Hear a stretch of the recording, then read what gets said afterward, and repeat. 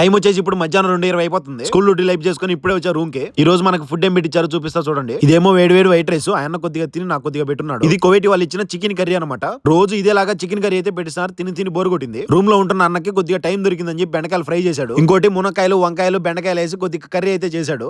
కోవేటి ఇంట్లో నుంచి ప్రతిరోజు పక్క నాన్ వెజ్ పెట్టిస్తారు. మనకి ఏదైనా వెజ్ తినాలనిపిస్తే ఏవైనా సరే మన ఇండియా ఐటమ్స్ కొనుక్కొచ్చుకొని మనం అయితే రూమ్ లో చేసుకుని తినొచ్చు అంతే. ఎప్పుడు చూసినా నాన్ వెజ్ తిని నీకు బాగాలేకుండా వచ్చిందని చెప్పి చాలా మంది కామెంట్ చేశారు. డబ్బు ఖర్చు అయినా పర్లేదు చేసుకుని తిందామని చెప్పేసి మన వెజిటేబుల్స్ అయితే తెచ్చుకొని రూమ్ లో పెట్టుకొని తింటాం అనమాట. అప్పుడప్పుడు చేసుకుని ఇంట్లో ఆడవాళ్ళు కూడా అంత టేస్ట్ గా చేయరు. చాలా బాగా చేస్తున్నాడు కర్రీస్. మునక్కాయని చాలా మంది చీకి పక్కన పెడతా ఉంటారు. అలా చేస్తే అసలు టేస్ట్ తెలియదు. నోట్లో పెట్టుకొని పసా పసా నవిలి పిప్పి బయటికి తీస్తేనే టేస్ట్ వేరే లెవెల్ ఉంటది. ఎప్పుడు వాళ్ళు పెట్టి నాన్ వెజ్ కాదు వెజ్ కూడా చేసుకొని మేము తింటా ఉంటాం రూమ్ లో. కారం మాత్రం దంచేశాడు, భయంకరంగా ఉంది. డబ్బు పెట్టి కొనుక్కొని రూమ్ లోకి ఏమైనా తెచ్చుకొని తినగలదు. కానీ చేసుకొని తినడానికి రోజు టైం ఉండదు అనమాట. అన్నకు టైం దొరికినప్పుడల్లా కర్రీస్ మాత్రం సూపర్ గా చేస్తాడు. ఎప్పుడు నాన్ వెజ్ కాదు వెజ్ కూడా చేసుకొని తింటామని చెప్పేసి ఈ వీడియో చేశాను. మీకు మునక్కాయ ఫ్రై అంటే ఇష్టమా, కర్రీ అంటే ఇష్టమా కామెంట్ చేసి ప్లీజ్ వీడియోకి లైక్ చేసి సబ్స్క్రైబ్ చేయండి. బాయ్.